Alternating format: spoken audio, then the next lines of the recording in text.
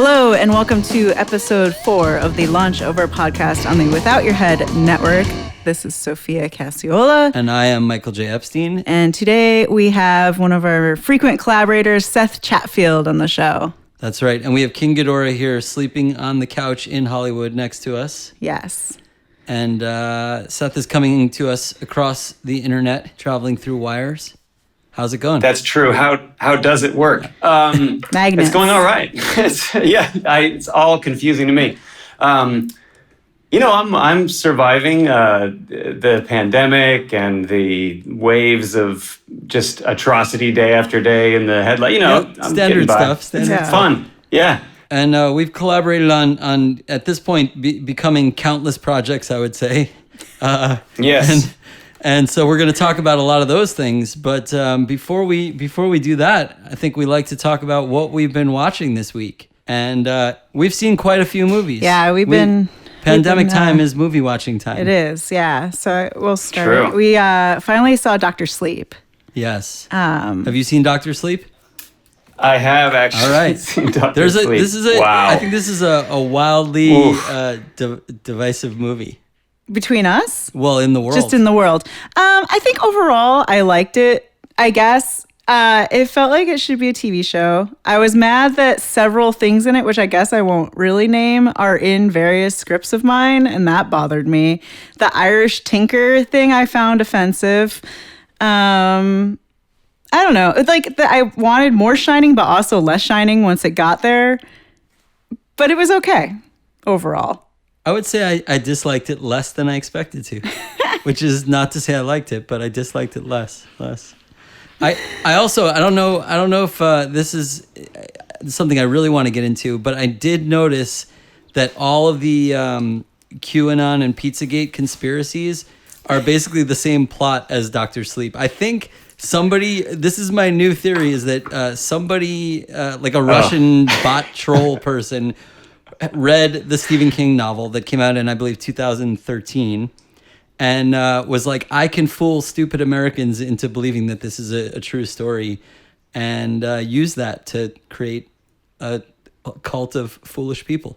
I mean, it's probably 50% that and 50% the Illuminatus trilogy by Robert Anton Wilson, in which also true. A science fiction novel in which he basically describes everything that these people have taken as fact as a huge piece of satire. So, right.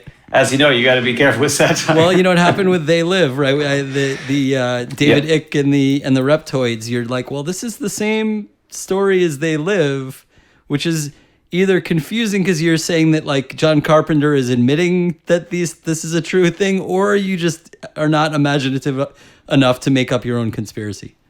I think it's the latter. It's a conglomeration of pop culture tidbits, That's right. to be sure. That's right. Also, because the nerds are going to ask, we watched the short version. We did not watch the director's cut because the short version was already 3 hours. And I was like, I got to say, usually shorter is better. I don't know. Have you seen Dr. Sleep? I have. I don't know which version. Whichever one. It was at least an hour too long. Was it boring or was it really boring? Even if it was. I mean, I don't know what I expected. It was somehow it blew away all my expectations in like the most underwhelming. I think the thing I would agree with most that Sophia said is that it felt like it should be a TV show. Yeah. Like one of the first round CW shows. Right, yeah. It was just so goofy and goofy in a way that it's just so goofy. You know what I mean? And you're right, like the Irish caricature, like the whole like Irish travelers vibe. I don't know. There was just, I'm like, what is this? Like, how is this in any way The Shining in any way? And then, so why is it even connected to The Shining? And I think, yeah, and then also I guess I would reflect what Sophia said as well. It's like you kind of want more and less Shining at the same time. It's the wrong amount, whatever it is. It's like it is definitely the wrong amount. So that's Schrodinger's Shining. I liked that it was like the Jack Nicholson character at the bar, but I hated the actor. Like, I don't know, it just didn't work. They should just deep faked it or something. I don't know. Yeah, that bugged me. Absolutely. You know. Yeah. Yeah, I didn't like I didn't like one performance in that film. I liked the little girl a lot. I really did. That's fair. Everybody else, take or leave. I liked her a lot. Anyway, watch it if you feel like it. I guess. I mean, I don't like Stephen King that much. Yeah. I've never read a Stephen King novel, so I guess that's like, I mean, I'm coming at it from a weird place of having only seen the movies, but like the stuff he cares about is usually not stuff I care about, which is like little boys in Maine. So, and their parents getting divorced. It's like 90% of the movies. So I just don't care that much. But I do like a couple Stephen King adaptations, and I love The Shining. So, because it's Kubrick, but whatever. It was a weird movie. Family we'll melodrama. Move on. Let's move on. But Stephen King hated The Shining. I know, which is exactly why it's great. Because it was. But then we have to remember that the only time that King directed, it was Maximum Overdrive. Which is a pretty poor movie. He was also who are we talking apparently about? He was on a lot of drugs the whole time, which kind of shows in the movie. I mean, but he's one of the few who was upfront about that, I'm sure, at that time. But yeah. I wanted to say that Dr. Sleep, I feel like the filmmaker, I think he's like a talented guy, and I think I would like to see him make something that with, better. I haven't seen a lot of his other films, but I think I would like to see him make something with better source material. So that's my final word on it. But I also watched the Dick Tracy movie. Have you seen Dick Tracy? I mean, when it came out. Okay, I saw it in the theater. So 1990 is when it came out. I saw it in the theater. I thought it was terrible, like unwatchable terrible. But I've heard over the years about like how great it is, and that I should, I've been meaning to revisit it for a long time. And so my verdict is that in 1990, I was not an idiot, and the movie is still terrible. So it's amazing production design. I think pretty much what happened was like Batman was a hit, and Disney just decided they would try to make Batman, but like have no script, like take the Dick Tracy character, but have like nothing interesting to do in the script. Great actors, like amazing actors, amazing production design, cool set pieces.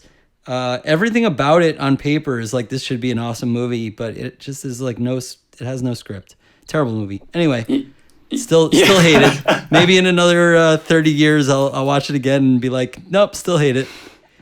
I also watched, last week I had watched American Graffiti, kind of for the first time, I think, really. And this week I decided to watch more American Graffiti, which I didn't know was a movie until last week.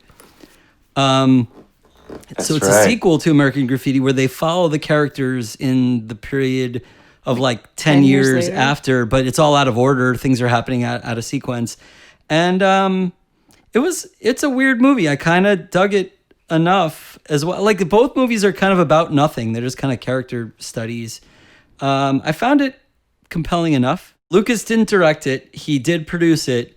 And I read a quote from him where they were asking him about making sequels. And he's like, we made an American Graffiti sequel. And it was a terrible idea. We lost money. Nobody was happy. So he was kind of like against making sequels, which we know how that turned out later. But but speaking of Lucas, yeah, we watched in our documentaries for this week. We watched the Carrie Fisher. It's called Wishful Drinking, and it's just her live one-person show, basically a filmed version of that, and it was interesting. It really delved into her whole life and being like a Hollywood child of celebrity, and then also like being turned into a caricature, like an icon with Princess Leia, and like becoming like a Pez dispenser and a sex doll, and like how she was objectified for 50 years. So it is kind of, and then her problems, her mental health issues and drug issues a little bit. So yeah, definitely if you're a Carrie Fisher fan, it was interesting. This was an audiobook as well, right? I think it was based on a book. Yeah, I think it's based it was on her a book memoir, first, right? That she wrote, and then she did a one person show of it on stage. It was I think it's essentially like telling stories from the book. I've listened to that audiobook. It's incredible. She's a compelling, funny person. Yeah. So it's very cool. Very cool. Yeah, and then basically we'd gotten this HBO trial to watch Hobbs and Shaw last week. So then I just started watching like random stuff on HBO, including Death Becomes Her, because it grabbed me because I was like, well, Streep and Goldie Hawn, and who's the male? Die Hard. Bruce Willis. Bruce Willis. Die Hard. We all know who that is. It was terrible, and I hated it. I enjoyed it. That's too bad. The effects were cool. It had like some society-esque like moments I thought But it was all about like it was just so stereotype, like of the women like competing with each other and fighting with each other over like basically a mediocre, crappy dude. Like, I guess he was a brilliant surgeon, but they didn't really even go into that. He was just kind of lame. And I hate watching women fight over like dudes that like don't matter. Like, that's just like, who just like exist. Yeah, I can't stand it. And he was the best in the world at applying like mortuary makeup. and his downfall, that like Streep being like a blood-sucking like terrible woman, like ruined his career and made him a mortuary makeup artist. Like, it was so, I hated it so much. Good times. And it was just too bad, because I was like, oh, it'll be a cute, lighthearted comedy. I'll watch this at 5 a.m. And it made me mad. So let's not talk about that. Then it got even better. I mean, you guys can continue. Death becomes her. I don't have anything to add to that. It's just, I was maybe too annoyed with it, but it's just a stereotype that needs to die at this point. We watched Alita Battle Angel. I'm not even sure what that is. Okay. Imagine Robert Rodriguez is given a lot of money to adapt, like, is it a manga or anime thing? Yeah, it's like some like that, yeah. Japanese title. I think they were trying to start a franchise. It's one of those things where they're like... James Cameron produced. Oh, yeah. They're definitely going for sequels with this one. I didn't hate it. It's a lot. It's very effects heavy. Like, every shot is CG'd. Yeah. Including the girl's eyeballs, because she's a cyborg robot. But yeah, it's like, future dystopian with Christoph Waltz. It's okay. But what I do like about it is that she's this exceptional... She's like a unique, exceptional, perfect robot. And she falls in love with a really mediocre guy. Another trope I love is when awesome women fall in love with mediocre white dudes. Like, why? Right. Why? Right. Always the mediocre dudes. Speaking of mediocre dudes, we watched the Towering Inferno. Yes. Oh, nice. Part of also 4 hours long. No, like 3. Is this a remake? No, or the original? Well, there may be a remake. I don't know. 1974. I just assumed. Yeah. No, this is the classic. We kind of got, I don't know. I mean, I've always been into the Irwin Allen movies since I was a kid, but we kind of got into them a little more recently by watching... Well, the New Beverly on New Year's Day showed Poseidon Adventure and the sequel. Beyond Poseidon. Is that what it's called? Yeah. Okay, I wasn't sure. And we went to that in January, back when we had things to do. So that was like just kind of a great way to spend New Year's Day. I think it was New Year's Eve we went. Was it New Year's Eve? Yeah. Well, even better. It doesn't really matter. Still a great way to spend any day of the year. So Towering Inferno was like Poseidon Adventure, but on fire. Yep. Right. Except for it's like not as good as Poseidon Adventure. That's how I remember it. It's okay. The first hour of like setting up the characters was so painfully boring. And then once the fire started happening, it got better. Have you seen some of these Irwin Allen movies, like these disaster movies? I remember, when I was a kid, there was, I feel like these were both shown. I'm sure someone could, deep Google this and prove me wrong, but I feel like they were both shown on, as part of some Saturday series on either Channel 38 or 56 of like, terror films or something. That sounds totally believable. Yeah, that sounds exactly right. I know I'm kind of talking about creature double feature, but there was also this other stuff, and I feel like there was a lot of those sort of disaster films, and they occupy this like space in my brain where I have all of the images of them. I just don't really remember like plot movement, but I have these, Well, he basically started or made blockbustery the whole disaster formula. Yeah, that's what I recall. It's a solid thing. They just get like a million really kind of a lot of them are like actors who are a little bit past their prime, kind of, but it's a lot of like huge actors. Steve McQueen. Yeah, no. I'm saying it's a lot of excellent huge actors, and basically every one of these movies spends an hour setting up like 5 million characters. And then the cool part about the Irwin Allen movies is... Anybody could die. Anybody can die. At any moment. Yep. Even like the people, they set it up... Poseidon Adventure was more with that than Towering Inferno, I would say. But because Poseidon Adventure really killed off people I liked. Well, even more, The Swarm, which is a terrible movie. The Swarm. That I remember. That was straight up on Creature double feature on Channel 38. I'm obsessed with The Swarm because it's so terrible and it's so boring, but I am fascinated with it. And Michael Caine is like the driest performance ever from him. Like, he did not care. And it's also 4 hours long, but it's amazing and weird. It's a very weird movie. Yeah, there's like an hour. Is it that long? It's really long. Sophia's exaggerating slightly. It's probably like 2 hours and 50 minutes or something. Yeah. But they set up like a whole town that's basically like a 50s town. And it's all this like melodrama about this like older guy who's always been in love with this woman. With Olivia de Havilland, right? Yeah, it was Olivia de Havilland, right? And I can't remember who the guy was, but anyway, whatever. Slim Pickens, maybe. But they, they fall in love. They finally like confess to each other that they're in love, and then they have to evacuate the town. They put the entire town on a train. And everybody dies. Killer bees come and derail the train with the entire, that you just spent 2 hours with. It's amazing. They do, right? Yeah. Everybody dies. They all die. Yeah, legit. Like it's not a great movie, so I can't really recommend it. It's also like an environmental movie too, because that was big in the 70s. Yeah. So then like the bees are also like attacking nuclear power plants because they're smart enough to like blow up all the nukes in the US. It's amazing. I feel like I watched that the same day that I watched Squirm, which was essentially the same thing but worms. Yeah. And there was a lot of like close-up footage of like, either bees' nests or, worms in the ground, and then I think it's brave though to do like an entire movie where you're just like, I will get the audience as invested as possible in these like 5 characters, and then I'll just murder them all. The entire town. Just totally, kind of beautiful, yeah. I mean, without any fanfare, they're just like, oh, the train crashed. I'm like, well, those people aren't dead, right? And then I'm like, nope, they're all dead. Yeah, everybody died. It was amazing. So yeah, that's that. Irwin Allen movies are fun if you're up for an hour of boring setup, and then the action kicks in. But Towering Inferno is good. I think. It was pretty good. I mean, Faye Dunaway the same year as Chinatown. It's pretty good. Yeah. Fred Astaire, who I didn't even realize it was Fred Astaire until like an hour in. Mike is like, "That's Fred Astaire." I was like, "Okay." He was old. He was very old in it. Well, yeah, he's wasn't. He'd been around the block. He was born a long time ago. Time waits for no one. That was an HBO trial movie. HBO trial. I watched JoJo Rabbit finally because I was like, I might as well catch up. I liked it fine. It was okay. I think you liked it more than that. You were very enthusiastic. Okay, so Mike saw it last year and I didn't go because it was like a special screening. And he really disliked it. No, I wouldn't say I really disliked it. I did not. And then I didn't rush out to see it. I would say I did not agree. like it. Okay. I liked it. I didn't love it, but it was interesting. It's very weird to do like a Wes Anderson-esque movie with Nazis. But I found it interesting. I hate kids usually, but that little fat kid was so funny. I loved him. He was cute.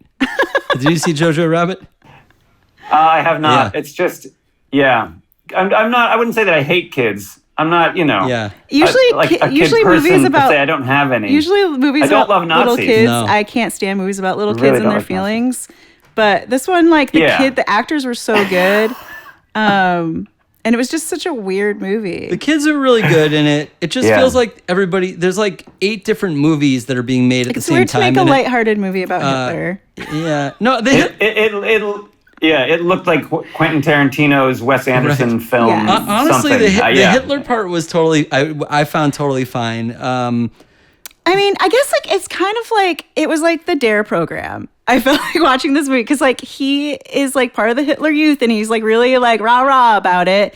And his family and people around him are obviously part of the resistance. It's like, it reminded me of D.A.R.E just now because like, they push this like whatever on you and then you find out that your whole family smokes pot and you're like supposed to turn them in. Not everybody's whole family smokes pot, but anyway. Unfortunately, that's not autobiographical. Unfortunately not. But they're in jail now. Everybody's in jail. I was never rah-rah about D.A.R.E. No. That's why it's not autobiographical. But it's just like, it was interesting to see that side of like the Hitler Youth and he's like loves Hitler because like he's part of the Hitler Youth. And then, like, his world starts to crumble when he starts to see the realities of it. So, I don't know. I thought it was interesting. Like, it was bold. Yeah, it's fine. It's fine. We also It's fine. That's going right on the box. That reaction. Yeah. It's fine. You can quote me on that. Speaking of fine, we also watched this movie called About Face, which is a documentary about supermodels. And it was like a lot of interviews with supermodels in the present talking about aging and other things. And it was pretty interesting. Yeah. I think the thing that annoyed me most about it is like you could hear the director asking questions and it was a dude the whole time. And that really irked me. He was a mediocre dude. I mean, I don't know. Maybe he's fine. But it was fascinating. And it's interesting, too, that a lot of them have gone back to work because it kind of aged out in like the 70s and 80s and then went back currently. So I liked that, maybe there's some movement in that regard. People realized you can be attractive when you're not 25. Right. It's a shocking concept, but it is quite shocking. Catch on. It is quite shocking. Yeah. But like modeling was an interesting thing because it was like one of the jobs you could do in like the 60s that you could travel and like, have a career beyond like being a school teacher or whatever. So I don't know. It was. They said interesting stuff. I would say it was an okay doc. I enjoyed it. Yeah. We watched Innerspace. Speaking of movies that I saw as a kid, Martin Short, and Dennis Quaid. Yeah. Yes. Oh God. Yes. So I'm a huge. I would call myself a huge Joe Dante fan. I really like. I mean, the Gremlins obviously is a great movie. Gremlins 2 is one of my favorite movies ever. Your favorite, As I'm going to mention Gremlins 2 every week. AJ, if you're listening, get those YouTube comments. But I also love the Burbs, and I love a lot of the Joe Dante films. Great. Yeah, he's just really makes a lot of clever, interesting films. And so we wanted to watch Innerspace because Sophia had not seen it, and I had not seen it since I was a kid. And it was fun. It's about 2 hours, and it's about it's about 90 minutes of great movie. And I think that's the refrain this week: is all these movies are too long. I kind of feel like in general, if a movie is 2 hours, there's probably a better 90-minute movie in there somewhere. I liked Meg Ryan's character in this movie. Yeah, it was a fun, good movie. especially for an early 90s movie. Like she was empowered, journalist. It was 80s, late 80s. Late 80s, yeah. You can tell by the hair. I haven't seen her in much, to be honest, and I thought she was quite charming. She was better in this than in You've Got Mail. Right? That's my review. We can put that on the box. Nice. Hold on. Better performance than You've Got Got it. It honestly, for some reason, this movie reminded me of Tammy and the T-Rex. Which is like a worse made movie. That movie just got reissued, and it's Paul Walker and Denise Richards. Denise Richards. It's terrible. It's like one of Paul Walker's first roles, which is weird. It's on Shudder. It's worth it. Like this kid's brain gets transferred into like they're resuscitating like a dinosaur, or is it a dinosaur robot? It's an animatronic dinosaur. All right, it's a dinosaur robot. It's not like Jurassic Park. Somehow this teen boy, Denise Richards' boyfriend's brain gets put into this dinosaur, and havoc. But it's very low budget and it's fascinating. And for whatever reason, that actually sounds great. Innerspace, I don't know, just like Innerspace is a much better movie and a much better made movie. For whatever reason, I just put them in the same time period, and they just felt the same category. They felt the same. I think Tammy and the T-Rex is a good 10 years after. Is it? Yeah. I guess it must be 90s, huh? Because it's Denise Richards. Well, it just feels like a late 80s. There must be a commonality there somewhere. Yeah. I think it's in the feel. It's in the vibe. Yeah, well, Tammy and the T-Rex is funny, too, because I think they were trying to make, like, a gory, weird, crazy, like, almost like a John Waters-esque, like, wacky movie. And whoever funded it was like, no, it'll be a teen romance movie. So they cut all the gore out and made it like a PG movie. And, of course, it was just, like, didn't make any sense for anybody who might be watching that. They're like, what is this movie? And so the version that's on Shudder is a restoration. It's a fun movie, and it like when you watch it in the context of like it being an intentionally campy, wacky movie about a guy whose brain is in an animatronic dinosaur, then it's fun. And Denise Richards I'm on board. This sounds great. I wouldn't have thought of seeking this out, but I now will. I think they quite literally made the movie because the director, his friend, for some reason, they were moving an animatronic dinosaur from like an amusement park to somewhere else. And they're like, we've got this for like 3 weeks. in this time period, and they just wrote a script like really fast to shoot with the animatronic. They're basically like wrote a script. This was around. the 80s? It's like This was the mid 90s. 80s? It must be 90s because mid 90s, yeah. It's I mean, cocaine still Oh, existed yeah. in the mid-90s. There was a lot I'm of it sure. on Yeah. this movie. And like they shot the dinosaur like Physically. just on a trailer, and it's so obvious because they don't show its legs that much. It's just like moving along on the trailer. It's fun. It's hilarious Oh and my God. weird. It's Wow. Then it ends up in a barn, and they just cover the base of it with hay. I'm just looking forward to this increasingly. No, it's that comes highly recommended by It us. I does. think. For a bad like B movie. that that's reminds enjoyable. me of Blood. Have you guys seen Blood Freak with the Wera turkey? I've seen Blood Freak. Yeah. That's what that brings It's to mind. definitely in That that sort of family. Yeah. Beautiful. Yeah. And the last thing we watched this It's week. very respectable. So Seth knows this, but Michael and I were / maybe still are in a band called Do Not Forsake Me, Oh My Darling. And we got inspired with this band by this TV show called The Prisoner, which is from 1967, starring Patrick McGoohan. Everybody, I think The Prisoner is now on Prime. So everybody should definitely drop what you're doing and go watch the 17 episodes of The Prisoner because like, especially in the year 2020, I think it's a very timely. It's the greatest TV show of all time. Yeah. Yeah, and definitely like Twin it's Peaks excellent, stole yeah. from it, and a lot of other X-Files shows and- stole yeah. from it for sure. So anyway, we It's wrote songs. It's so much style. Yeah, we wrote songs based on each episode of The Prisoner. That was like our big project with that band. So anyway, there's a new documentary out. I don't think it's even new, but we just hadn't watched No, it. I think it's 2019. I think maybe 2017. Sorry, 2017. Yeah. 3 years is nothing. We're a little slow. No, that's okay. I haven't heard All of right, it. it's on Prime. It's called In My Mind. And basically, usually I don't like documentaries like this where the director kind of inserts themselves into the thing and narrates the whole thing. But in this case, it was very fascinating because Patrick McGoohan is notorious, like a cantankerous guy and very grumpy. And so basically this director of this movie had gone in 1983, the BBC was going to air The Prisoner. And they sent him to LA to interview Patrick McGoohan about what The Prisoner was about. And so he's a kid in 1983, and like they were not prepared. Basically he tries to interview Patrick McGoohan, who just like messes with him. Patrick McGoohan invited them to an empty house in the hills that was like dark and empty. And then like Nice. proceeded to be very weird. It reminded me of Bob Dylan in Don't Look Back, where he just like antagonizes the interviewers. It was like that, and it's so incredibly uncomfortable. So they never showed any of this footage. And so this is all fresh footage of Patrick McGoohan messing with Wow. them. It's basically a documentary about this guy trying to make a documentary that is going In the with 80s. the airing of The Prisoner on ITV. It was BBC, yeah. It was Right. BBC or Yeah, ITV? ITV put it out No, it was originally ITV. in Yeah, the but 60s, this was this was BBC. for the BBC. This is BBC, okay. Yeah. So it's a very weird story, but it gives you a really, really good insight. Here they interview McGoohan's daughter as well, and it gives you really, really good insight into like the mindset of the show and him and Patrick McGoohan himself. It's a really to me, it was a really fascinating way of structuring a story, much, much better than just like a standard.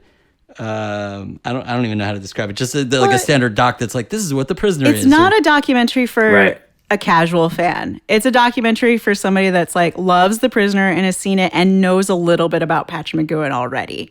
And it uses a lot. There's this interview. It's called like the Canadian interview in this documentary, but it's on YouTube where he's interviewed on TV about The Prisoner. You know, he just doesn't want to be there. He doesn't ever want to explain the meaning of The Prisoner. And, you know, and he shouldn't have to, because in a lot of ways it's obvious, and in a lot of other ways it's what you take from it. The doc is interesting because it's sounds this good. director's like whole, and like he had like I don't want to spoil too much of the doc, but he had promised McGoohan, like at one point McGoohan like gave him a blank check to like not ever show the footage from the empty house, and so he had basically promised he was never gonna, and it didn't air, this footage of this weird footage in the house. So I mean, it's just so fascinating dealing with. Yeah, and I think his daughter approved using Yeah, it, I like mean, telling it's the story now. posthumous now, Well, yeah. she's in the doc, and like so, I think she tries to explain a little bit. And I think more than anything, like The Prisoner is a show where you can't separate the views of the show from the creator and the actor, and it's all intertwined. Like it is his brain, it's his creation. Nothing happened on that show that wasn't just straight from his mind. It's also like an allegory for his actual career and experience, because he was on a show called Danger Man or Secret Agent, same show. And he, it's about a secret agent trying to retire, quit, and not basically being whisked off to some strange place, and you can never really get out of it. That's the kind of the allegory there, is you can never really escape whatever your history is. And so he had that experience too. Like everybody wanted to cast him. They wanted him as James Bond, but he didn't want to do it, and all this kind of stuff. So he decided to make this show about a guy trying to retire from being a secret agent, which is pretty transparently also about his acting experience and everything. So yeah, I deeply respect that. I can deeply respect that. So anyway, recommended for The Prisoner and then In My Mind. So yeah, In My Mind. So that's all we've been. We've actually been watching a bunch of movies at the Fantasia International Film Festival as well. But we're going to save that for next week. So yeah, we want to watch some more. We've been deeply embedded in Fantasia watching. But so next week when you tune into episode 5, you'll get to hear all about that. Yeah. Yeah. Nice. So what have you been watching now? Now we give you a chance to share. Hey, that's cool. That's cool. I caught up with a couple of sort of weird horror films that I've been, I always seek out a certain type of thing. I have a really particular aesthetic of weirdness that I like. And so I watched Antrum. Have you seen that? I haven't seen that yet. I'm really excited about that. Film. Yeah, I'm really excited about that. Yeah. All right. So I won't spoil too much of it, but I was, do you know the basic premise? Yeah, I know the premise. So it's like a cursed film, that and it sort of presents itself as a documentary about this cursed film, and it was just really, I was surprised that I was genuinely creeped out about the idea of it going in. I was surprised because it's like it's a setup, and I'm relatively unsuperstitious generally, so, but it still kind of got to me at moments because it's not. Well, again, you should watch it. That's a fun one. Well, the premise is premise is that like this film was made in the 70s, and everybody who watched it died. It like played at one festival, and I mean, it's I mean, sort of obvious spoiler. This is like not a real thing because we would have all heard of it before. I think I am actually dead right now. I'm speaking from beyond the grave, so it is real. But they present it like I think they did festivals where they refused to like even admit that it was not a real thing. Like I read all the articles about it coming out, and I'm like, oh, this is the fun. This is actually an interesting thing because one of the journalists at maybe it was like TIFF or something last year. I don't remember. Because I follow the kind of the industry stuff, and one of the journalists at the screening like got really furious at them for not like just saying this is a fake thing, like not just admitting that it's like. I mean, come on, but like, though. I mean, it's a fun like the whole idea is to have fun with the concept, exactly. To enjoy the experience. And it's also. There's also something to be said for like, so how low do we need to set the bar then for the public? Yeah, exactly. Do we need to be like, okay, everyone, so you're going to watch a film where some people die. They're not really dying. These are actors. Right. And I mean, I do feel to some degree we kind of need to do that now. It's fascinating. I feel like after Blair Witch, everybody's caught on that like nothing is, none of this stuff is going to be real like that. Well, that's why I was surprised to find any reaction in myself because I've lived through, the Blair Witchification of everything and then the paranormal activity of everything. And Sarah and I have a sort of dark obsession for watching every iteration of the Paranormal Activity franchise, despite the sort of law of diminishing returns on that started almost immediately. But, we're completionists, I guess. So cool. Yeah. There's that. But I've been meaning to watch Antrum, so we'll I think I'm not sure how you'll feel about it. One that I watched recently that I actually would be interested to know if you've seen, because from what you say about films, I feel like you would like this one. Vivarium with Imogen Poots and Jesse Eisenberg. Yeah, I saw that. I didn't see the movie yet, but I saw that it's available. Yeah, we haven't watched it. It's on our list too, yeah. What a terrible promo image of just like, it looks like this, the dark version of the Facebook movie. It's just like sad Jesse Eisenberg with like amber lighting. Look past it. It's actually, I guess I'll just say, and maybe this will play into stuff that we get into later, but it has, actually the best that I can do is quote you. It has an incredibly large, unexplained backstory, and that's something that I very much adore on a personal level. And for a feature to really pull that off in a way, where they never really, and again, I'm not going to do any plot spoilers, but they really give you no character introduction whatsoever, and there's very little character work that's done at all. It's so much of it is style and theme and feel, and it really works. And for those reasons, I think you'll enjoy it. But that was a good one. Yeah, that sounds like a thing we would dig. And then I like the long, unlike you both, I think, I like the long format of storytelling sometimes. So I enjoy a good show binge. And I discovered, I'm probably 8 years late on this or something, but it was Channel Zero was a sci-fi original. Yeah. And I generally don't love sci-fi originals, but the first season I just burned through in an afternoon. And that was truly amazing. Because each season is it's based on a creepypasta thing or something, right? It's based on a weird, I don't. Is that what it is? Yeah. It's there's definitely a setup for each season that is that changes with the season. And so the second, kind of like what they do with American Horror Story, but I actually enjoy this. I've watched every season of American Horror Story, and I enjoyed this so much more just watching a season and a half of this. Yeah, I've heard really good things about it, and it has Barbara Crampton's on one season, Rutger Hauer's on a season of it and stuff. So it's really cool cast. Yeah, we haven't. Yeah. I as you noted, and maybe people listening don't know, but I'm very grumpy about long form serial. Serial television, I just don't connect with it. It just is, the format is so reliant. But something like that maybe is a little better because it's not that long, and each season is its own kind of contained story.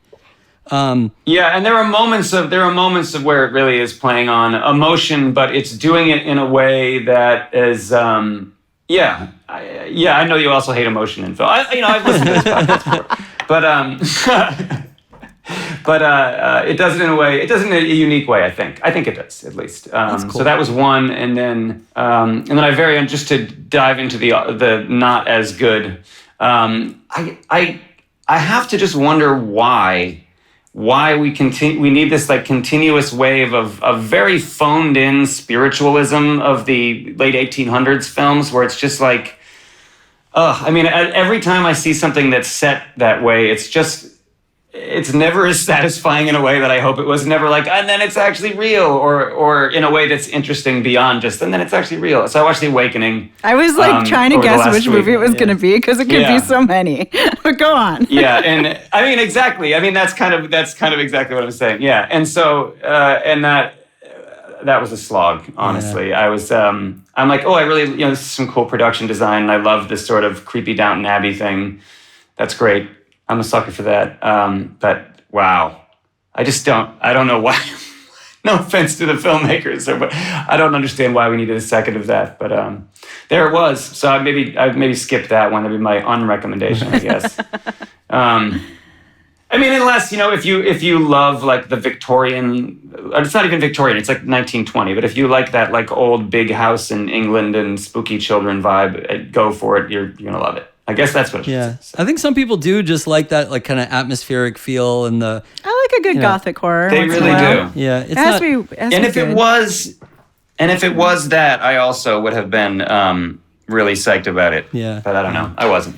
I think I have to mention really quickly, so Michael doesn't need to edit it out. No, it's all good. Is King Ghidorah has been making these as our dog, nice. But he's been making these weird hiccup barks while he's sleeping. So if you hear that in the background, it's all good. Weird squeaking sound. But anyway, continue. Nice. Dog noises. That's awesome. This was a new one for the podcast. Yeah. I've heard it before, right. But I don't think he's done it. My cat was just aggressively trying to take over this meeting. Yeah, so I saw a flash of black on your screen. Yeah. We welcome animals onto the podcast. So if you hear noises that are, and he's being good and sleeping, so I don't want to wake him up while he's doing his weird barking. His sleep barks. Nice. Anyway, you were about to continue with the watching. Oh, I was just, and I also, I've been watching more stuff than I ever normally do because of the situation that we all can't leave our houses, yes. Yeah, and because many people who will be on this podcast, I'm sure, and have so far, so much of what I had planned for this year was revolving around films that had recently been made. So then, there's just and then without really knowing what you'll be able to do and when, there's there's also just kind of a creative jam up. So right. But anyway, so I've been watching a lot of stuff. And I also watched Black Mountainside, which was, have you guys seen that one? I don't know this. I don't think I know it either. That was, I went on like sort of a deep dive looking for cosmic horror because it's I think it's my favorite category. Okay. I think that seems to tie together the things that I like, the Carpenter things that I like, and all of the different, like some Clive Barker stuff. And I mean, it all sort of centers around this like sort of cosmic horror concept. So Black Mountainside is sort of like, it feels like Canadian The Thing. All right. And it did some more interesting. It sort of spliced in some kind of pagan mythology, and that was fun. Is that like a very polite Canadian? The Thing, is that like a polite monster? That polite alien? The film is sort of more polite than The Thing. That's the best way that I could put it. It has where Carpenter tries to kind of like just show you the gritty underbelly of everyone. This film is sort of soft and thoughtful, and then kind of aggressively weird, which is that's like a 3 out of 5, and I'm good. And I think that I'm sure there are other things in there. There's probably like a dozen other things in there, but I think those are my high and low lights. Speaking of cosmic horror, have you seen Lovecraft Country? Yes. Okay. Yes. We did watch the pilot of that as well. Their HBO trial that's now over. Yes. So now we can never watch anything else. I wanted to see it. Actually. Yeah, and if you're enjoying an HBO trial, I would also it's say, over for us. Is this HBO? For the listeners. Oh, okay. For listeners. So if you have HBO Max, or any HBO, really, also watch I May Destroy You with Michaela Cole. Just one of the best, not horror related, but just one of the best shows you'll ever see. As far as it's just like incredibly real in a way that you never ever see. It'd be sort of because of the way that things are usually made. You never see this level of reality about just what people are really like and how unpredictable things are. Anyway, so that's a huge rec I wanted to get in there. But Lovecraft Country, first episode, I'm into it. Let's see where it goes. Yeah. It's definitely brings together a lot of things I like. So hopefully... What did you think? I appreciate taking things away from racists. So, Absolutely. Lovecraft sucks, and also like opened up an entire genre for exploration for the next 100 years. So that's kind of good. I thought it started pretty weakly, and then once they hit the road, I liked it a lot more. Yeah, I love the opening. Yeah. I love the theme. And the very opening on the bus was good, for sure. I love the conceptual idea that it's like this guy who has, a Jim Crow Black American experience, but is like an avid fan of things that are not made for him. Like they're not like... Which I talked about last week, actually. Yeah, right. You talked about women particularly. But in this case, it opens with the Princess of Mars thing, which is about a Confederate soldier, and they talk about that in the show. And they reference that, they do. He sees himself in that role in the beginning. The show opens with him as him, in that role. That's right. So it's like, I love the idea of him taking back or appropriating the things from racists or from... I was saying, I would watch James Bond and I'd be James Bond in my mind. So I thought that was like an amazing concept, really, really beautiful theme for the show. I can tell kind of already, like I was saying, I just don't like serial television, and I can tell by the setups it's going to be like the kind of storytelling that I don't character drama. really care for. Yeah, that I don't really like. But I love the themes of the show, and I think there's the whole sundown town concept and the section, and them working on the book. I love a lot of the elements of it. I thought they were really, really compelling.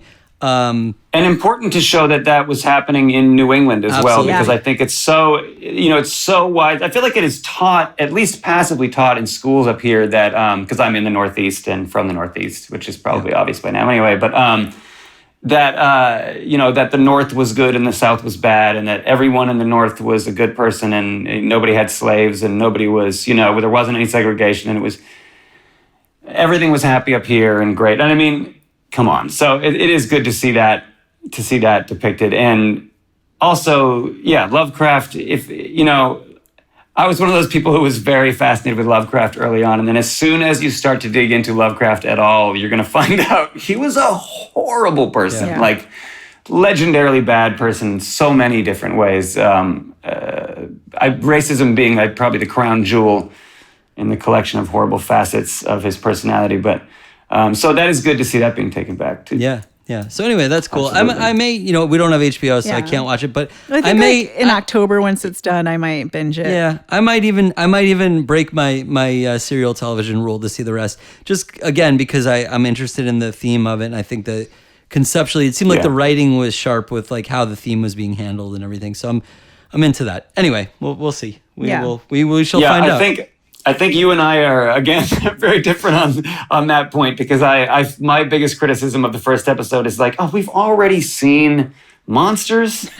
I mean, I bet you save that for like episode 3 or 4. I actually didn't care. That's the thing. I didn't care about that stuff at all. I didn't really care. I just spoiled this for everyone. I'm so sorry. Well, the whole end section it didn't interest me at all. Actually, once the monsters came and everything. Yeah. But anyway, actually, I was more interested in the opening as well. Right, that's funny for you. But anyway, the character stuff. Well, it's not character stuff. I like it's that. theme I'm just stuff. picking on. Yeah, because I actually don't care for the character stuff. I care for Right.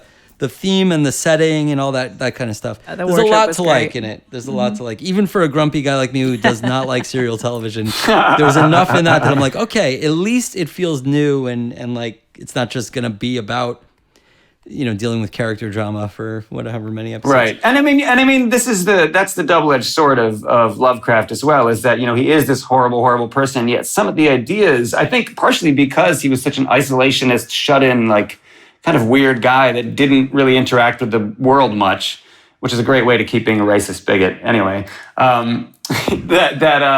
he had that's where everything was cosmic horror to him. It was like the entire existence of the world outside was like creepy monsters waiting to feed on him, right? So some of those ideas are still some of the most sort of out there ideas, and they hit these kind of weird, I feel like sort of hidden archetypes in the human psyche in this way that is just, deeply terrifying, and in a way that maybe just being jump scared repeatedely by a slasher might not be as it's a very xenophobic type of writing, and because it's like these people who are in this place, and there's like a lot of it's like there's something coming from the ocean, or there's something coming through a portal, or there's something coming from space. There's a lot of like you're going to be intruded upon by outsiders in some form. Yes. And no, it's so true. And a lot of it is like the outsiders are so clever that they're not even like really visible to you, but they just drive you mad. Like that's like a lot of what Lovecraft is, right? It's about this like. Well, that's the funny thing, is that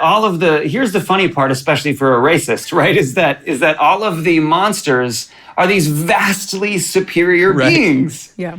It's like it's just so laid bare. You know what I mean? It's like it's so laid bare. The root of his insecurity is so laid bare. Yeah. It's I don't know. So it'll be interesting to see how they tackle all that. But For sure. Yeah. For sure. Yeah, so that I think covers everything we've been watching. God. It's quite a busy week for consumption. And our news and our creative side is a little slower these days, mostly because we're working on stuff. Deep in an edit right now. Yeah, I've been in the middle of editing a feature we're not really talking about yet. So we've been working. It's not. But it's nice because we picked up the footage again after 9 months or something. We're like, all right, maybe we should edit this because we're sitting on a completed movie. Yeah, so we're feeling good about that. Working hard. Yeah. And we've got Nice. we this week is Fantasia. International Film Festival, where our film Darling Pet Monkey, we had Jim McDonough on last week. If you want to listen to the previous episode, you can hear all about that. But that played today with a film called Class Action Park, which is a documentary Coming about to Action Park. HBO. We'll talk about that. We'll talk about that next week in our Fantasia block. Yeah, I'm looking forward I to feel that like one. you should give us some money. I know, they should just give us a free subscription at least. Speaking of HBO, hey, Beastmaster's on. Yes. This is just like an that's aside because I right. love Don Coscarelli so much. Yes. But like That's right. they lost the negative to Beastmaster, and he finally has the rights back to do like his own Blu-ray of it. And whatever, the lawyer didn't want to pay for it anymore, or for some reason took it out of the safety of like a real place that was storage storing it facility, at the right temperature and stored it in his garage and then sold his house and like left it there. So it's probably in a dumpster, Nice. but somebody might have it. So if you have Beastmaster negative, if 35 you're- millimeter, Everyone.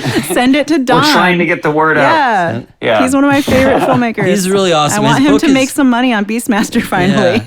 Because I think a lot of money was made from it, but it didn't really go to him. You know what? So I somehow have never seen Beastmaster. I feel like Wow. it was hard to. It was I hard know, to I know. find. It actually it's on Prime it now. We was, watched right? I it. think it is on Prime, We watched yeah. it recently because it just came back onto Prime. Probably Yeah. related to his rights coming back Right, with it. maybe. But I mean, I'm sure. Yeah. I have probably seen that movie 7 billion times. You Yeah. should all read his book, True Indie. It's fascinating as an independent filmmaker because he's like kind of, from the late 70s, always been an independent filmmaker and kind of skirted with studios and tried to make movies under studio direction and like didn't ever quite fit him well, and so it just wasn't, it was kind of a crisp production for him as the director. And I think it wasn't quite what he wanted. Based on what I read in his book. So his book is truly fascinating because he really goes through every movie and like what the process was and like his problems with it. It's fascinating. His whole life is fascinating. Well, one of the things that's I think has been really interesting over the past few years since we moved to Los Angeles and have met and encountered and gone to like talks by a lot of these kind of people is that I grew up, with the aspiration to like Don Coscarelli would be like, you'd think I've you had made it. I've done yeah. everything. Oh, yeah. Joe Oh, Joe yeah. Dante I mentioned before. But now we go Right, to right. like events with these people and all they talk about is how they're not able to make anything. Nobody will give them Yeah. money to make anything and like it's always a struggle and they can't really. So it's like, oh wow, Ugh. these guys have the same. These are like the most. So you've done accomplished- it then. Like we already You made we're it. already 2020 struggling just as much as they standards, are. Yeah, you are Don Coscarelli. Yeah, There you basically. go. I mean, no, Yeah. certainly not as accomplished as any of those guys. But like, it's really interesting to hear that they also just struggle with this system and have trouble getting things made. Yeah. And it's a fight. I mean, everybody just says today we watched the John Carpenter keynote kind of thing, like award as part of Fantasia. And he basically talked about how it was impossible to get anything done. And like, Yeah. I mean, you think about all these Oof. people, these are like the greatest in our context. These are like some of the Right. greatest These are the movies I grew filmmakers up ever. watching and thinking were Yeah. like Yeah. huge Oh, movies. Carpenter, I you mean. know? But, so anyway, Yeah. that I think has been interesting. Yeah. Anyway. Speaking of filmmaking, Right.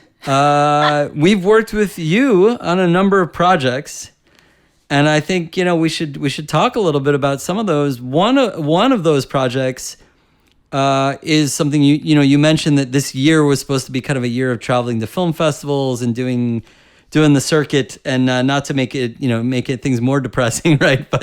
But that's been I don't want to say it's not canceled, but it's altered. It's an There altered you plan. go. It's an altered beast. It is certainly an altered beast. Yeah, and we've struggled with that with a number of films that we worked on. That this year everything is kind of thrown up in the air. But Yeah.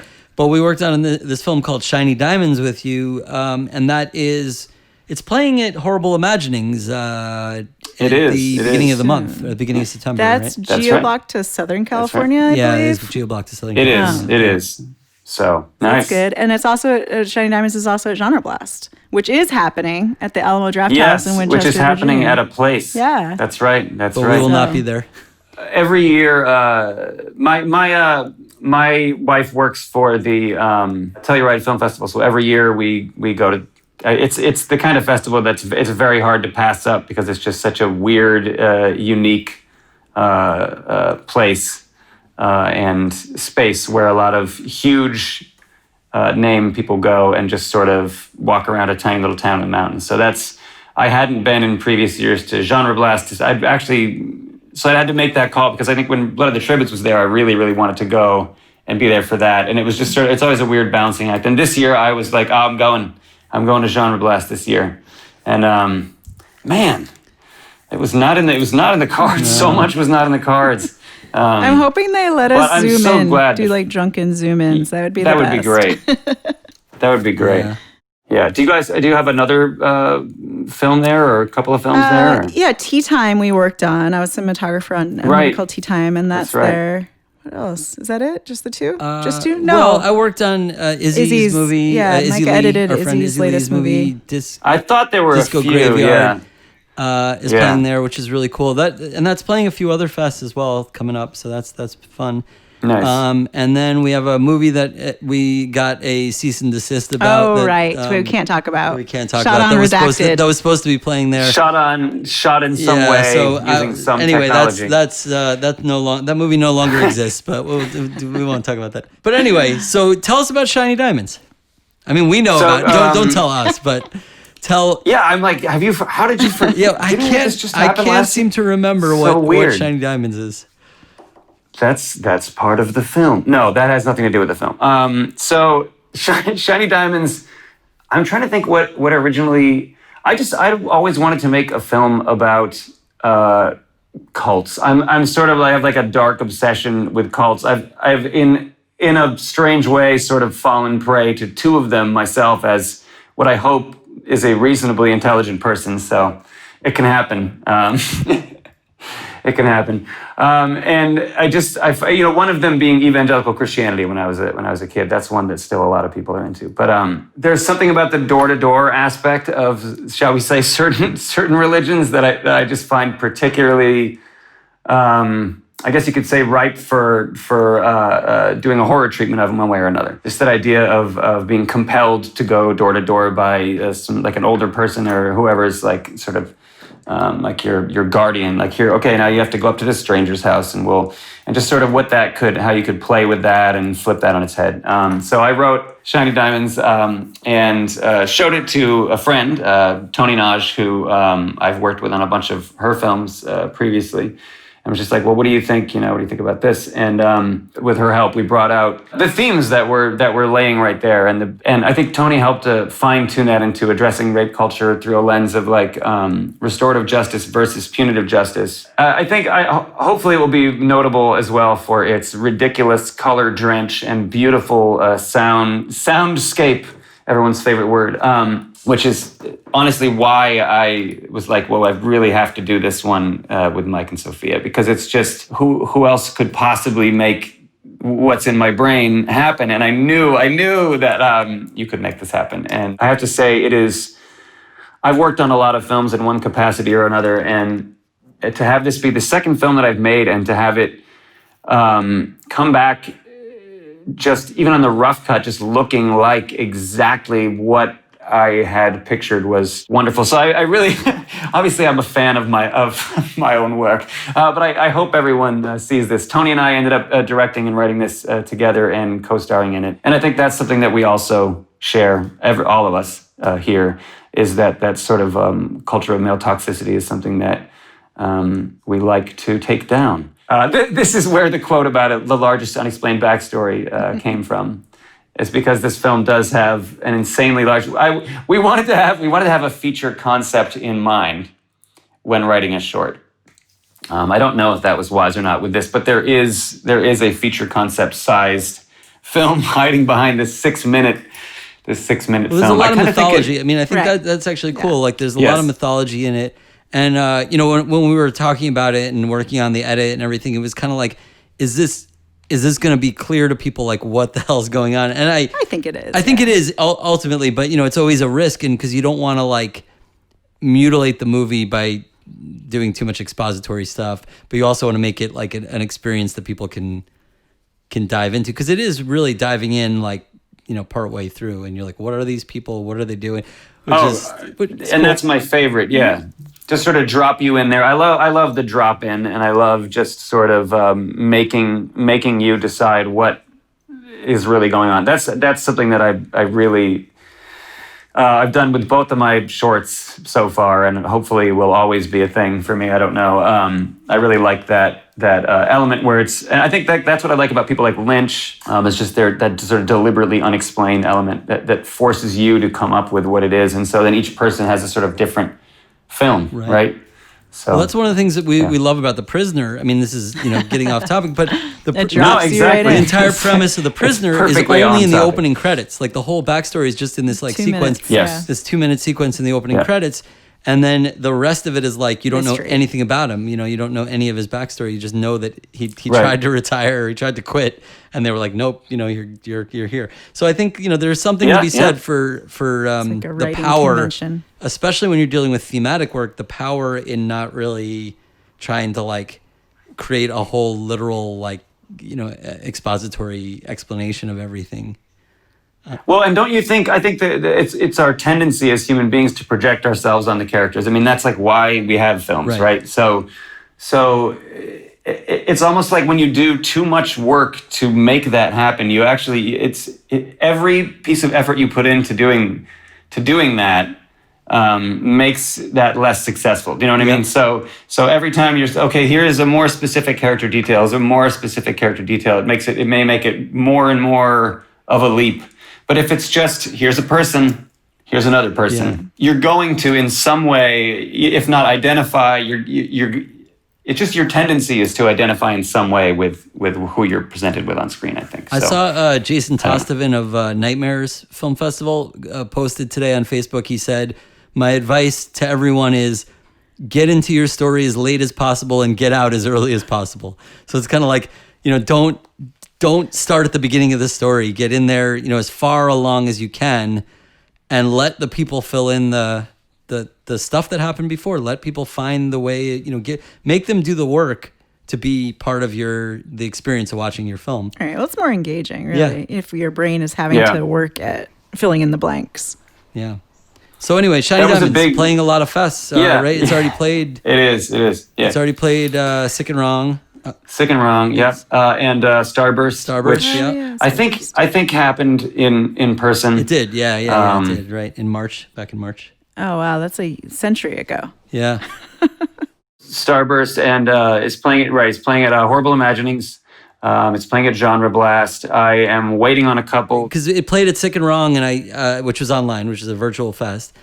And I loved the way they did that. I have to say, they really ran. It was that really well. good, and I think Horrible Imaginings is using the same system, the Eventive. That same platform, which I like. Yeah, that was a great platform. It's really good. I mean, because I've been to a number of fests now, virtual fests, and a lot of them are using other platforms, and Eventive is definitely far superior to, like Fantasia right now is using a different one, and I'm not that big a fan. We're having a Chromecast or a TV, and it's can't pause it. But Eventive has been really good. But what I was going to say is at Sick and Wrong, I went to the like filmmaker chat lounge a few times, and one time I don't think they even knew that we had anything to do with the movie, and they just started talking about how they loved the like look and feel of Shiny Diamonds had like the amazing look and like really.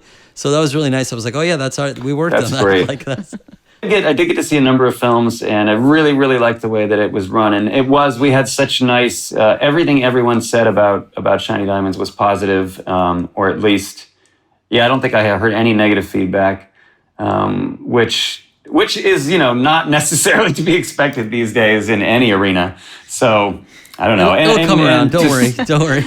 Oh, I'm sure it will. I mean, we're talking about usually people just won't talk to you. Well, but now you get the online, you get the letterbox reviews. I guess and stuff. that's true. We got a Darling Pet Monkey review today, so we got a whole bunch of positive reviews, and then one that was like great film. Yeah. It was like this got into festivals ?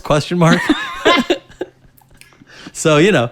Hey, but then like the 5 others around it are all like, this is hilarious and awesome. I love the style of it. That's such a good film. I don't know. It's beautiful. Yeah. It's beautifully put together. I mean, I don't. Yeah. You can't please everyone. Well, maybe you guys heard some juicy trash talk about the film. I'm here for that as well. It is nice to just drop in on the lounge and just like not tell anybody what you worked on. No, I haven't heard anything negative at all. Everybody said really nice stuff about it. I think it'll play a bunch of fests. It'll do well, and I know we're all disappointed this year about like not being able to be in person for stuff, but. Yeah. So it goes. It goes. Yeah, and I think that was tough because this, the first film I made was like 12 minutes long, and I set myself up deliberately with challenges that would be costly, like having a live horse, which I arguably didn't even do the right way, and was, my God, I'm glad that all worked out.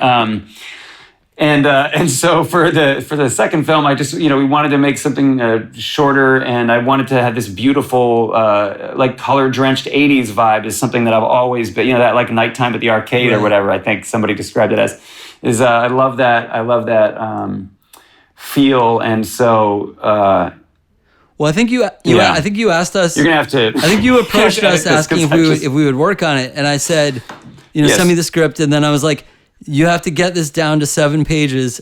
I think I might have even said like, I won't work on it unless you get it down to 7 pages, or something.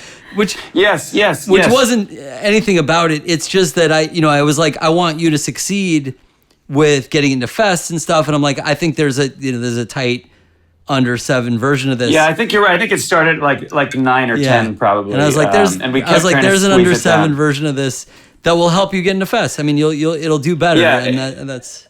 It was a huge learning experience actually making this film for that reason too. I mean, you learn every time you work with different people, and as I also have learned, you sometimes learn the completely incorrect things by working with people. So you have to be careful about who you work with. But it was very good working with both of you and everybody we worked with. And I think I learned something from probably everyone on that crew and everybody that I worked with on that learning experience of how to like make. Actually, of jumping in, of not over-explaining the beginning of the story too, was something that we kind of all came to together, and in a way that I think I was ultimately very happy with. And yeah, it's a fun film. I really hope that people watch it. It's a quick ride, but it's very unique. But yeah, I think my point was, so with this one, I had the same budget as I had making Winkville, but I wanted to accomplish a lot more with that. And sort of, so to pour so much into the style and the beauty of it, and so much of the beauty of that film is Sophia's camera work and the detail that everyone put into the lighting, and yeah. So that it's a tough year to have done that thing that you kind of been wanting to do since you were 12 years old, and really feel like, wow, we nailed it. This is, oh my God, this is, Your inner young person is thrilled and excited. Oh, we're gonna get to take this on the road, and then So we worked on 3 or 4 shorts that have been playing festival circuit this year that are all kind of like in the same disappointed position. I mean, not that makes it better, but I mean, like everybody's kind of bummed. It's like an entire culture of being bummed out. I don't know if I could say anything about it, so I won't say anything specific about it. But I'll just say that I know that you all have a project in the works that I was probably more excited to see than my own film. And we're very eagerly awaiting that, as well as I'm sure that you are as well. Someday we'll actually be able to finish it, right? Yeah. Yeah. So I know it's a universally frustrating year, to be sure. And I mean, the thing is, we don't want to rush anyway, because we don't want to try to like start submitting the fest until they're actually back. Right. So it's kind of like, I mean, why rush? That's kind of what. Yeah. Well, especially with the feature. That's kind of what I was getting at. The feature is especially hard, I think, to not be able to go and do a Q&A and stuff. Oh, yeah. So, I mean, yeah, because usually as a short, I mean, if you have any sort of a Q&A, like it was a ridiculously beautiful thing that I got to do anything at Sick and Wrong and the times that, but because as a short, I mean, you should be expecting very, very little that's true. from a fest. Yeah. It's just how it works. Well, but speaking of basically everything that we've covered so far, which includes getting into a story late, having online screenings, thematic stuff, toxic masculinity, basically every topic we've covered all comes together to talk about the film that we all worked on together called Blood of the Tribbids. And we're having an online watch party. This is the most important part of this, is that we're having an online watch party tomorrow, the 29th. We will have a watch party for Blood of the Tribbids, and it will be on Facebook, put together by Without Your Head. And we will, a whole bunch of us will be there live, kind of chatting and answering questions. And then we're going to do a video Q&A after.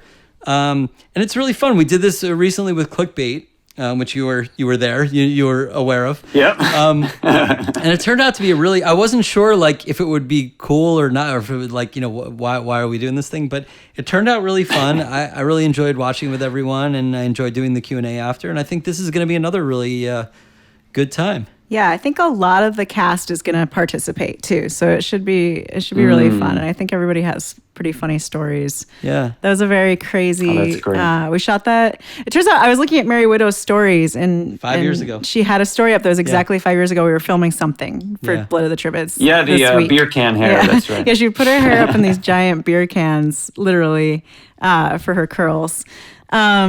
So 5 years ago, it was our last big film in Boston. So it should be really fun. It's especially fun based on the experience with Clickbait. It's just like, we haven't seen a lot of these people in a very long time.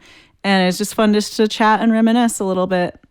Yeah, so we're going to do that. And I say, get in, get out, like we were talking about. But, Tribades has a lot of mythology and backstory that we don't really cover directly. In fact, the film at one point was just going to be a short that was like the final scene of the film that was going to go in an anthology. So it was just going to be like the climactic scene of the film, as if it were a lost from another film. But then we got into it and kind of did the whole thing. That's right. So. That's what went into Grindsploitation 2, The Lost Reels or something, right? Yep. Yeah, so it's an anthology. So that anthology, Grindsploitation 2, The Lost Reels, now has a special trailer that we made as if it were like a period trailer that's like a little longer form thing, and where you came over and did the voiceover as if you were doing like a recruitment kind of dialogue or monologue for people who would join the group of men, cult. The patriarchy in this film, to fight off the evil women vampires. That's right. That's where the evangelical background came into. Didn't we do a little collaborative writing on that? Yeah, I think we did. On that one short. Yeah, that was. It's really handy for zealotry. Yeah. Back to indie filmmaking. Like part of the reason we made it a feature was I was so annoyed that I was spending like $2,000 on clothing for that short, and I was like, for $2,000, I could just make the feature. It cost a little more than $2,000. It did. Not a lot. But I was like, by the time we scale this up, I'm already spending so much money. Well, I'm so glad that happened. That has got to be one of my, as an actor, I think it's still, I hope nobody else is hurt, but I think that's my favorite experience ever. Like my role on these films is always like director or cinematographer, but I always do the costuming for these films. And so I'm always very proud of the costuming. Hence why I'm waxing nostalgic on it. One thing that's really cool about Blood of the Tribades, for anybody who doesn't know, the costumes are amazing. Yeah, the costumes are amazing. They actually really are. To toot my own horn on that. They came out pretty good. You did a good job, but I scoured vintage stores in Los Angeles, Boston, and New York. So, and like online as well. So, well, part of the reason why the costumes are really important to us is we were really, really trying to do a very specific thing. So the film is our version. It's like us trying to actually make an early 70s Western European vampire film. And it was kind of a blend of the British, like the Hammer films, especially Twins of Evil. That was a huge influence on this. And films by like Jean Rollin and Jess Franco that were a little more dreamy or strange or kind of out there, surreal, I suppose. And because we were going for that very specific thing, we wanted to get the costuming exactly like that style of costuming, to match the look of the characters in those films. And that was, was a pretty elaborate task to be able to do that. It was months of work, But, because the film had such a deliberate, an intent to create something from that era, we were also working to flip some of the tropes and some of the, thematic concepts for how those films were handled. In particular, we were interested in the genre known as lesbian vampire films. And for anybody who doesn't know about lesbian vampire films of that era particularly, they're basically like male gaze, like women kissing each other is hot kind of movies. They're not really like lesbian stories per se. I think like film was opening up a little bit into the mainstream of allowing more nudity, and especially out of Europe. So I think they were just like running a little wild with some of the more softcore elements. Well, Hammer, films. A lot of people who are big fans of Hammer really like the 50s and 60s stuff and consider the like early 70s the exact period where it jumped the shark. because they were just trying to like jam in content. They're like, well, okay, the UK has lightened up censorship. Yeah. And so they're trying to jam in content. One of those elements of content was like women kissing each other. Right. And nipples. And boobs, yeah. Yeah. But it's all of it's like really awkward. Like it's very clear. Yeah, it's always, I'm always so disappointed because like in a lot of these movies, like they'll finally kiss and like it's so obvious the actors are just like not happy to do it. So it's always like, you know, it's like super awkward touching and it's just, it's disappointing, let's say. What I would say though, you know, in this context, what we were trying to do is play with that and adjust that and do things that were like flips of that. Right. And it's probably the most like cool and maybe rewarding thing in our creative careers. I might say that like this film actually, because we thought, okay, this is a really niche film. This is going to be seen by like 10 people. And, you know, who are into Roland stuff and are into, like, most people are not going to want to watch this. And it ended up doing better than I would have expected and being seen by a lot more people. And some of them don't get it, and that's fine. But it's been written about in, like, giant articles recounting the entire history of lesbian vampire films. Right. And it has a number of reviews that are written. Once we got the timing right on something, where we got the movie out before suddenly there was kind of a revival in celebrating these movies as, like, feminist movies in a lot of ways. Yeah. And so that's been really interesting then to be included in the, like you're saying, the history in the Wikipedia articles and in like these major journalistic research articles about these movies. Yeah. And not even just included, but like a lot of these things are praising the film as like the first, I mean, I don't know if it's the first, but some of them are writing it as if it's the first film to really actually flip all that stuff and to really... Wow. You know, and so that's like, yeah. I like cried reading one of the reviews at one point. It's just so gratifying when somebody gets like literally everything that you tried to do with the film and somebody sees it and they acknowledge that you did that thing that you tried to do. And that happens so rarely, especially with our stuff where it's so weird usually. But it was so specific with this film, what we were trying to do. Yeah. And an important part of that was having you play this villainous character.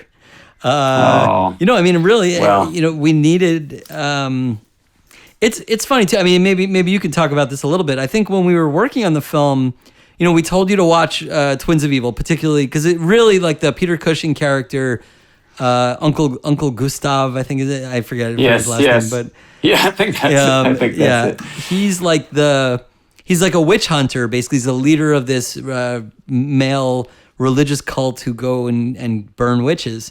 And he's not exactly a bad character in the movie. The movie is really interesting because it's not exactly an evil character. He's a misguided character, but like there's also like a satanic, like, you know, vampire character. So it's a fascinating movie, but we wanted to really explore that character as the true evil, like using religion and particularly Christianity, which in that film they're using Christianity. In ours, it's a little more complicated what the mythology is, but you know, true.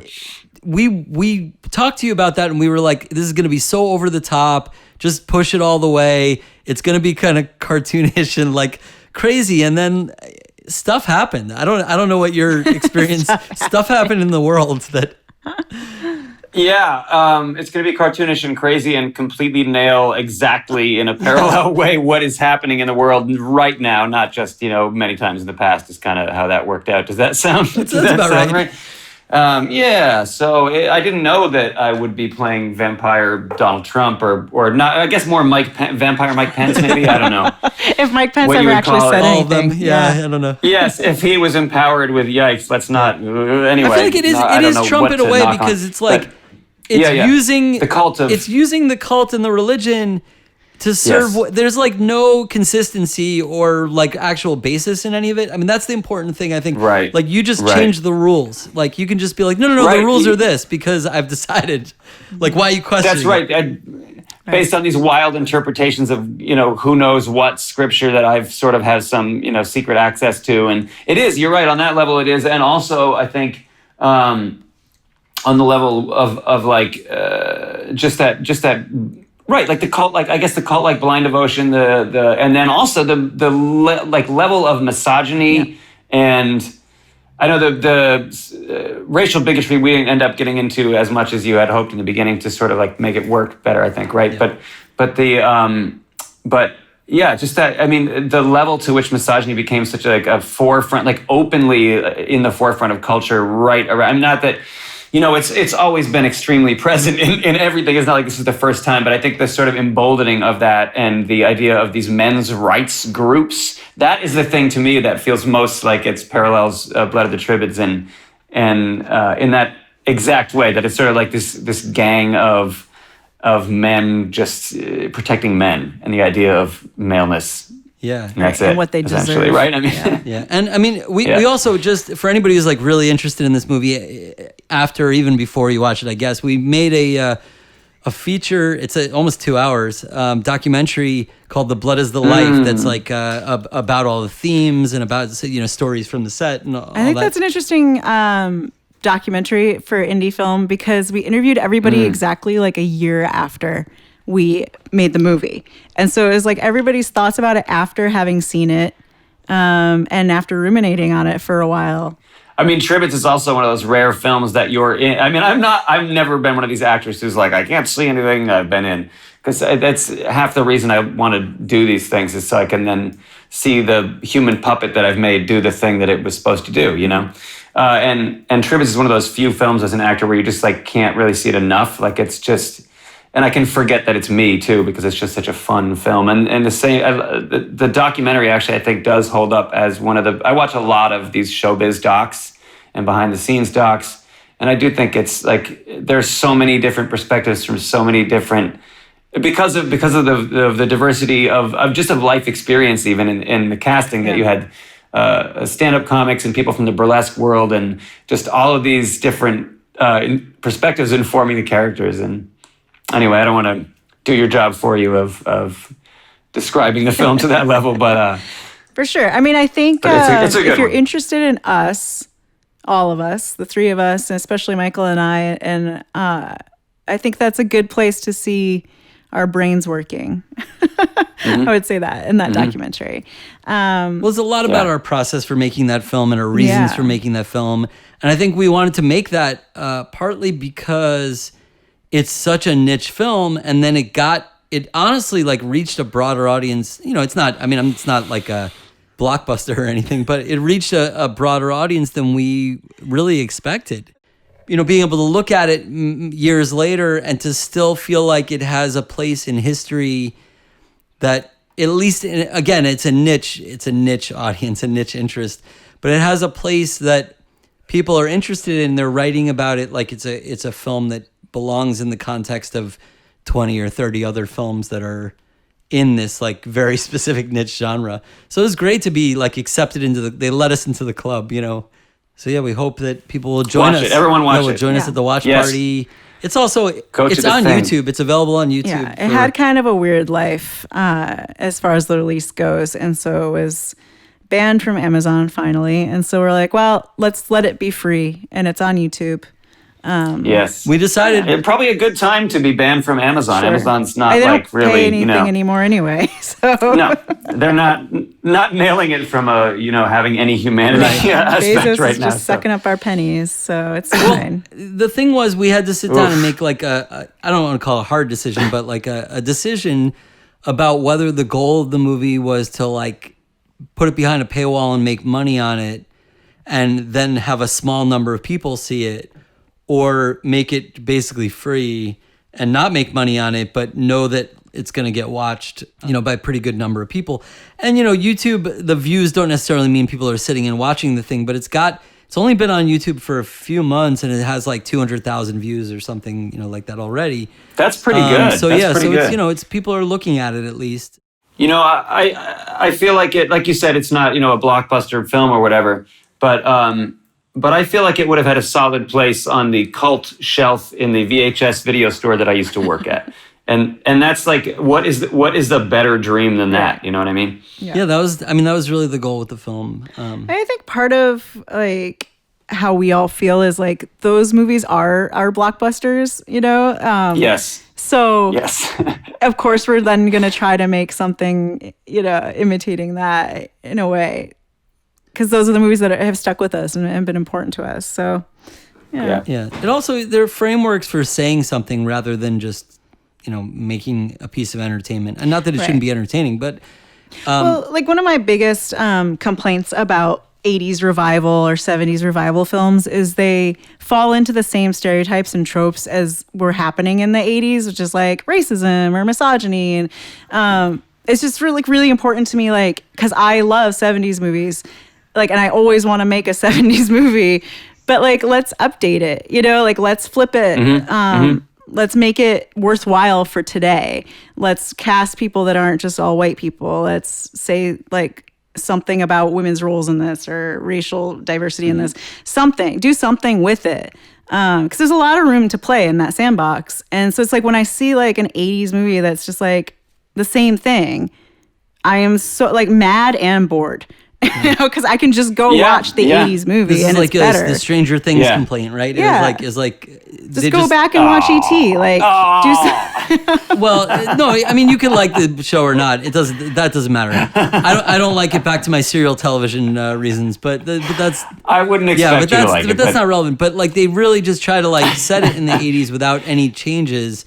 And it's just a nostalgia piece more than it's like a commentary piece on what the 80s was or what, 100%. Yeah, and so that's a little bit weird. And something like Freaks and Geeks, actually, so I'll pick another side of it. I feel like they do push, it's not always successful. But they do push on that to kind of shift some of the ways that characters are handled or that interactions are addressed, I would say. Yeah, Freaks and Geeks was a great one, and definitely felt like an 80s childhood. I don't know. Yeah. Down to the army jackets, Right. down to the surplus army jackets. Yeah. So anyway, It's a huge thing. so for us, we want to be making these kind of films, but we want to find a way to like actually say something or put context on them that's it, that contributes to a conversation. I think it's worth noting. This is also maybe a tiny tangent, but I think it's worth noting that how many people have you met who having read the name of the film but not heard it aloud nail it the first time? I'm just Zero, wondering. yeah, I'm just zero. wondering. Almost none. Okay. The best, Because I have one of the most scarring experiences of my life was coming to set saying Tribades and just immediately going, God, of course. Oh, God, and having memorized every line with Tribades, with the blood of the Tribades. But, and I've heard Tri-Blade from a lot of people who seem to hallucinate. We're going to talk about That'd be horror a fun. it was a Horror Pack limited edition Blu-ray, and people do these unboxing videos. Horror Pack is like a subscription Blu-ray service. It's really awesome, and you should subscribe. Oh, I loved this. This was a great... But people do unboxing videos where they pull out the movie for the first time, and they're like, I got Blood of the whatever. And like, no, I wanted to do a super cut of it because it was so cute. Just everybody saying There were it. so And there were many like 30 of them and crazy zero. ways. I think maybe one pronounced it correctly. Saying it in Probably crazy ways. Yeah. So I feel like Michael and That I was always kind of great. fall into like a weird choices with things sometimes. I think it was the correct choice based on the meaning.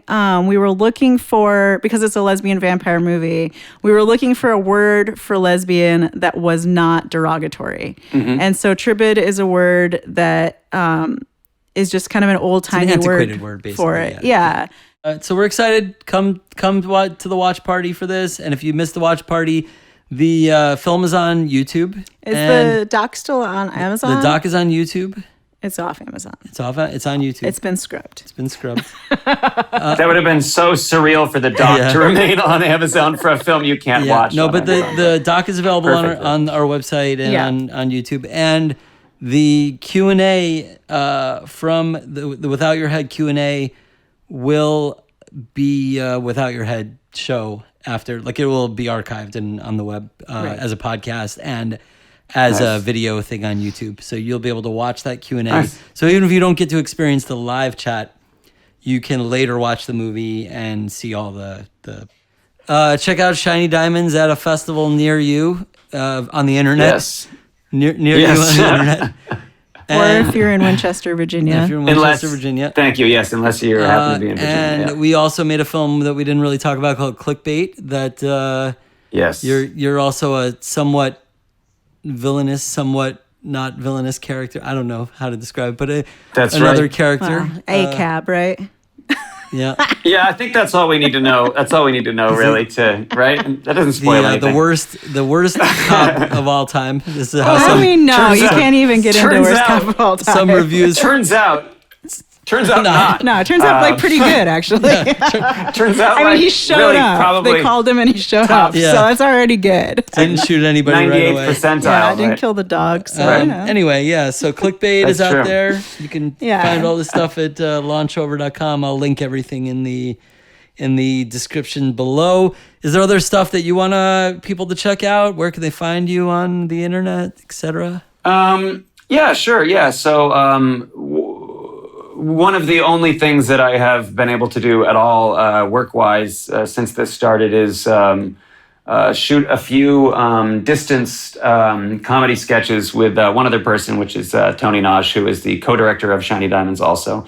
And she has a really ingenious and nuanced comedic perspective on a lot of different things. And so her Instagram, at Toni Nagy, it's TONINAGY. You can find me in a bunch of stuff on there going back for a few years, and also just a lot of hilarious comedy that she does herself too. I am on, the social medias. I'm barely hanging on to Facebook, but I still like Instagram pretty well. You can find me there at Seth McTree, doing a little shtick where I'm kind of like playing a cover song every day on Instagram. So if you're into that and hearing me talk yet more somehow, again, follow me there, and there's more of that. Cool. And please go see Shiny Diamonds, especially if you. Just go see Shiny Diamonds, definitely, if you have any way to do that. And absolutely join us for talking about Blood of the Trib. It is just watch it. It's so good. Just watch it and talk to us about it. It'd be fun. Yeah, thanks a lot for joining us. Yeah. Thank you so much. This was great. This was great.